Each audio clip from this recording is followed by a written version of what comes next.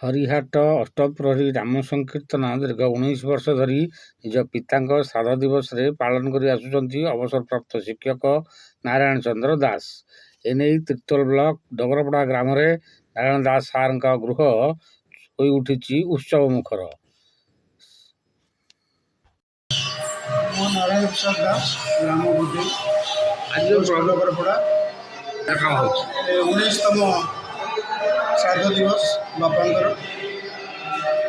ବାପା ଜଣେ ଗାୟକ ଥିଲେ ଏବଂ ସେ ଆମ ଏ ଅଞ୍ଚଳର ଶ୍ରେଷ୍ଠ କର୍ମାଚାର୍ଯ୍ୟ ଥିଲେ।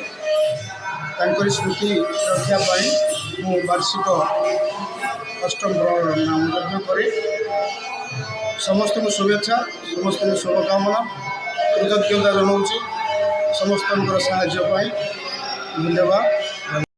ସାହି ପଡ଼ିଶା, ବନ୍ଧୁବାନ୍ଧବ ଓ ସାଙ୍ଗସାଥୀଙ୍କୁ ନିମନ୍ତ୍ରଣ କରିଛନ୍ତି ନାରାୟଣ ସାରେ। ସ୍ଥାନୀୟ ଅଞ୍ଚଳ ପବିତ୍ରମୟ ହୋଇଉଠିଛି। ପ୍ରଭୁଙ୍କ ମଣ୍ଡପରେ ସଂକୀର୍ତ୍ତନ ଦଳଙ୍କ ନାମ ସଂକୀର୍ତ୍ତନ ବେଶ୍ ମନମୁଗ୍ଧକର ହୋଇଥିଲା। ନାରାୟଣ ସାର୍ ଓ ତାଙ୍କର ଧର୍ମପତ୍ନୀ ଠାକୁରଙ୍କୁ ବନ୍ଦାପନା ଆଳତି କରିଥିବାର ଦୃଶ୍ୟ ଅତ୍ୟନ୍ତ ମନମୁଗ୍ଧକର।